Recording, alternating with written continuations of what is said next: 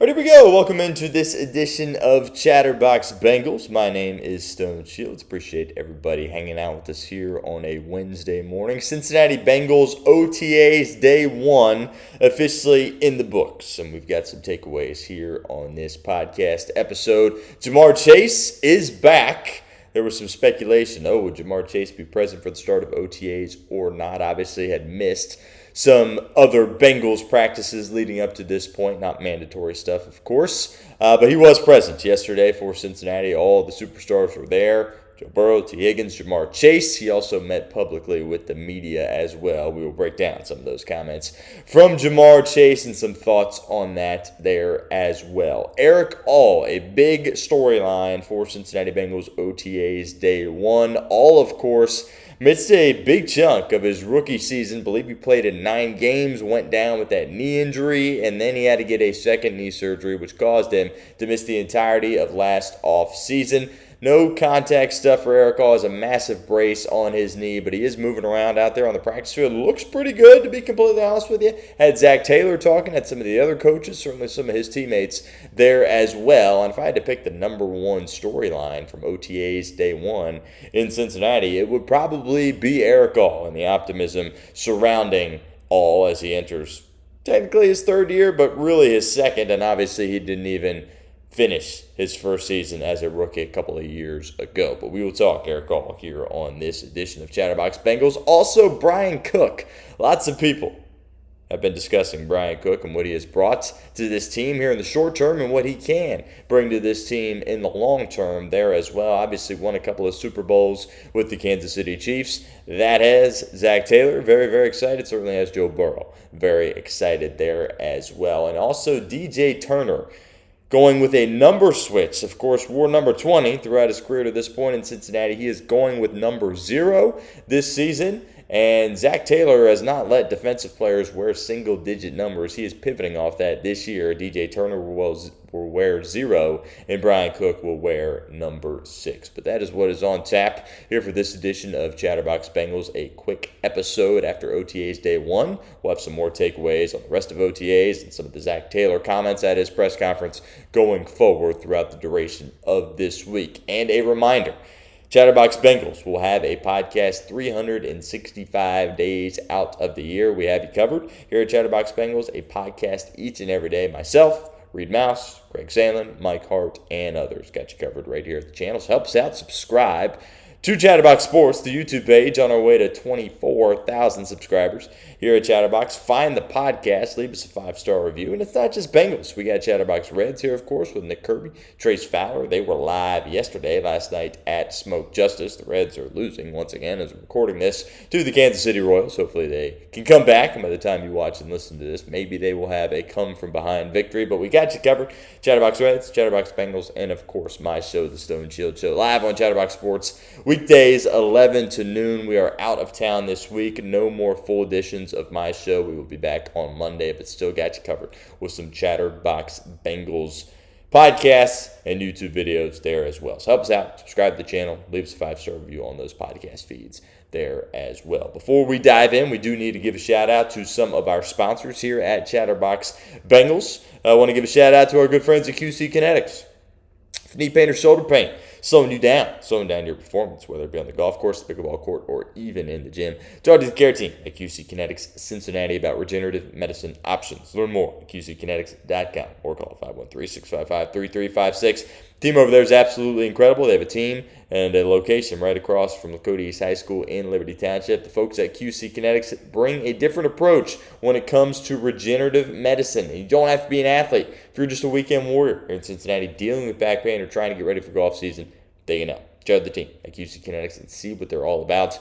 Again, visit QCKinetix.com or call 513-655-3356. And here's the important part. Be sure to tell them that we here at Chatterbox Sports sent you.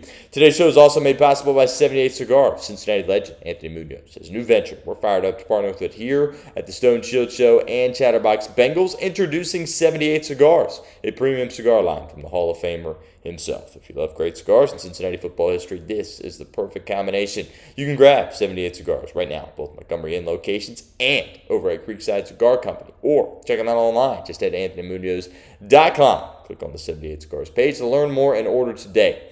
That's 78 Cigars, the greatest offensive lineman to ever do it, Anthony Munoz. Jamar spoke to members of the Cincinnati media at his locker, and he had some comments. They asked him, of course, about OBJ. They asked him about Myles Garrett there as well. They asked him about Dexter Lawrence and just being back here in the city of Cincinnati with his teammates. On Myles Garrett, by the way, the fellas did a podcast on this earlier this week. Check it out on Chatterbox Bengals. I will talk about this later on, probably next week during my live show. But Jamar talked about it, and he said, I don't really care, but it is good for us. And let's be very clear. It is very good for the Cincinnati Bengals. The Cleveland Browns, in the grand scheme of things, are they a threat in the AFC? Absolutely not. But are they a threat in potentially picking up the win, dare I say 2 wins against the Cincinnati Bengals? Yes. They have caused the Bengals many issues since Joe Burrow has been the quarterback since he got drafted in 2020. And a lot of those issues stem from a guy named Myles Garrett, the best defensive player of my lifetime. And now he is in Los Angeles. He no longer is in Cleveland. Does that present some challenges if the Bengals were to rematch the Los Angeles Rams in the Super Bowl at the same venue where they lost to him back in 2021? Yes, but that's more of a we'll cross that bridge when and if we ultimately get to it. Not having Myles Garrett in this division, that's a sigh of relief for the Bengals. That's a sigh of relief for Joe Burrow. He's one of the best defensive players of all time. And like I said, in my opinion, the best of my generation. You no longer have to deal with him twice a year. That is a huge advantage for Cincinnati as this offseason continues to go along. Good thing after good thing after good thing continues to happen for this football team, and this is just the latest. No longer having to deal with the best defensive player in football in your division. We had talked earlier about Jamar. Was he going to show up for OTAs? Was he not?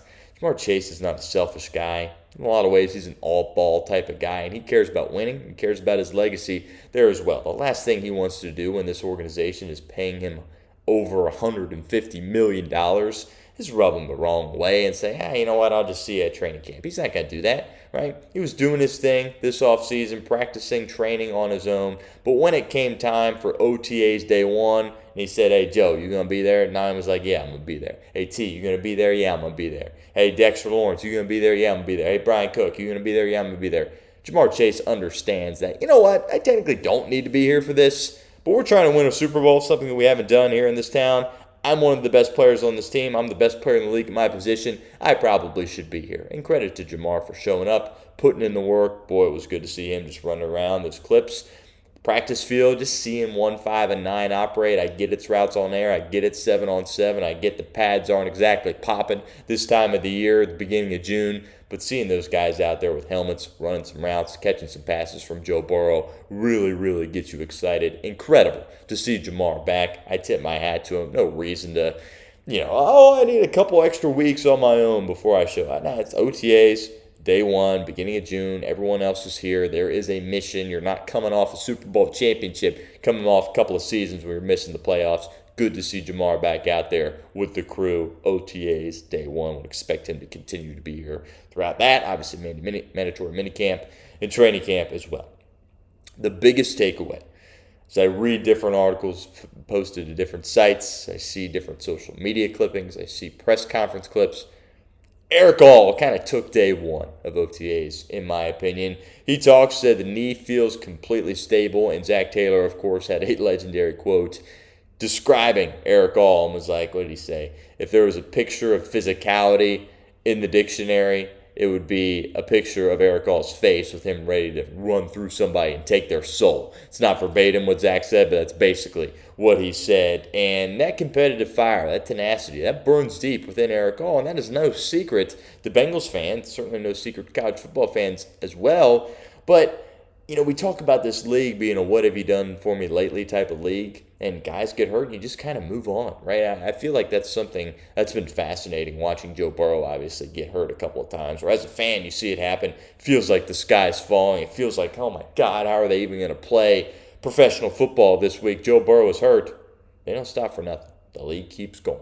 Guys come in, guys play. Nothing changes when guys go down, even if it is the biggest superstar in the game. Not saying that necessarily is Joe Burrow. He's one of them. Pat Mahomes, one of them. He went down too Injuries in this league happen all the time, and it doesn't change, right? We're not just, oh, we got to stop the season. I'll sit here and talk about this injury. They keep it rolling. It's kind of why we've forgotten, or not forgotten, but haven't been discussing Erick All as much, because he played 9 games as a rookie. Yeah, it was great. Yeah, we're looking around going, wow, 4th-round pick. He's out here producing. He's got his hand in the dirt, playing fullback. He's lining up as a tight end. He's blocking. He's catching passes. This guy's unbelievable. Then he gets hurt, and it's like, well, you know what? We thought that when you took him, right? He had the long medical history, both at Michigan and Iowa as well. Weren't exactly caught off guard, and then you had the setback, needed the second surgery. Next thing you know, he's missing the second half of his rookie year and then the entirety of year 2. And you just don't really know what to think at that point. He can't be a guy that you can rely on necessarily and say, he is going to be a guy for us. I've said this a lot. It's been my take with Erick All. My biggest thing with him is anything you get from Erick All is a bonus, right? Because this is a guy that had a long medical history in college and then clearly already a serious medical history in his brief career in the NFL. It's just not fair to him as a player, and it's not responsible as an organization to sit here and say, oh, we are going to get X from Erick All. Can't do that, right? You have to check that box in different ways. Now, if you get something with Erick All, which guess what? If he is healthy, you will get something from Erick All. That is a bonus for this team. But the way he moved, he has a massive brace on his knee. But just seeing him out there on the practice field and some of the clips, I would encourage you to look it up on Twitter if you haven't seen anything. Just the way in which he's moving around out there, can't help but get a little bit excited about Erick All. And you get that comment from Zach Taylor. Zach's just not saying that about anybody, right? If you're some guy that's probably not going to make the roster or maybe isn't working hard, whatever the case may be, Zach's not going to give you flowers like that. But Zach went out of his way to basically put his arms around Erick All and say, this guy's an absolute savage. This guy's a dog. We'll see where the medical is. We'll kind of reevaluate when training camp gets here. But I know Zach's holding on to hope that Erick All can produce here this year for Cincinnati. 3rd year in the league, but didn't play all of year 2. And I know his teammates and several other coaches in the organization are thinking the very same thing. My opinion, Erick All absolutely stole the show day 1 of OTAs and stole a lot of the headlines there as well. A couple of more things. Bryan Cook, seeing some clips of him roam around out there at that safety position. Again, the pads aren't popping. You don't really know what it's going to look like. You hope it's what he was able to do in Kansas City and kind of build off that, obviously. But just seeing him back there, paroling the back of the defense, just seeing him in drills move around, it's like, oh, that's not Geno Stone out there. That is absolutely not Geno Stone. It's a guy that has been there, that has done that. How many times have we heard this offseason? Joe Burrow said good things about Bryan Cook, and Zach Taylor was doing it again yesterday as well. And they are really leaning in on the fact that, hey, this guy has been there. This guy has done that. This guy has multiple rings on his finger, obviously, with the Kansas City Chiefs, winning Super Bowls. And that type of energy, that type of attention to detail is something that they hope can carry over to the Cincinnati Bengals, and he can take on a leadership role there as well. So I'm excited about so many different things and aspects about this team. Hard not to be hyped about Dexter Lawrence, right? But I feel like in the heels of the Dexter Lawrence acquisition, people have kind of stopped talking about Bryan Cook as much. I get it, right? You trade for one of the best defensive tackles in all of football, weak position for you. But still, remember how bad safety was last year with those guys, really the past couple of years, really since Jesse Bates III walked out the door? Now all of a sudden you got a guy that's won a couple of rings, played in Kansas City, was a local guy, played at UC, has played really, really good football. Hard not to get super excited about Bryan Cook. And watching him parole the back end of the defense really is going to be awesome to see. And to be honest with you, I cannot wait for it. Lastly, DJ Turner. A little number switch here for DJ Turner as he will switch from 20 to number 0. Zach, of course, has not let defensive players wear single digits since he has been here. Thought about letting Jesse Bates wear number 3, which, by the way, would have been awesome. JB3 wearing number 3 out there. Never let him do that. But the quote from DJ to Zach was, Jesse walked so I could run. And DJ is going to switch his number from 20 to 0. 0 as a number, I'm not really here for it, but we don't have to get into that conversation here on the show. Technically a single-digit number, right? And also Bryan Cook is going to wear number 6 there as well for Cincinnati. So a bit of a number change there. DJ Turner going to look a little bit different out there on the field for Cincinnati, wearing a 0 instead of a 2 in front of the 0. But hopefully the results are very similar to what the Bengals got last year from DJ Turner. But that will conclude day one of Cincinnati Bengals OTAs. We will have more takeaways as the week progresses, more thoughts, more takes, more opinions, more news, analysis, rumors, you name it, all right here at Chatterbox Bengals. And we've got you covered 365 days out of the year. Myself, Greg Sandlin, and Reed Mouse there as well. But appreciate everyone for tuning in. Appreciate all of our sponsors as well. QC Kinetix and 78 Cigars here on this particular episode of Chatterbox Bengals. And until tomorrow, take care, everybody.